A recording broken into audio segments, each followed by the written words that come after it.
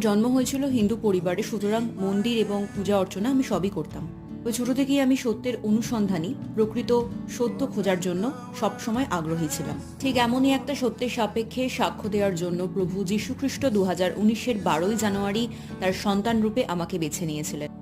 বাইবেলের জেরুমিয়া 1:4-5 বলে, প্রভুর বাণী আমার কাছে এসে উপস্থিত হয়ে বলল, মাতৃগর্ভে তোমাকে গড়ার আগেই আমি তোমাকে জানতাম, তুমি জন্ম নেওয়ার আগেই আমি তোমাকে আমার উদ্দেশ্যে পবিত্রকৃত করে রেখেছি, আমি তোমাকে দেশগুলোর কাছে নবী রূপে নিযুক্ত করেছি।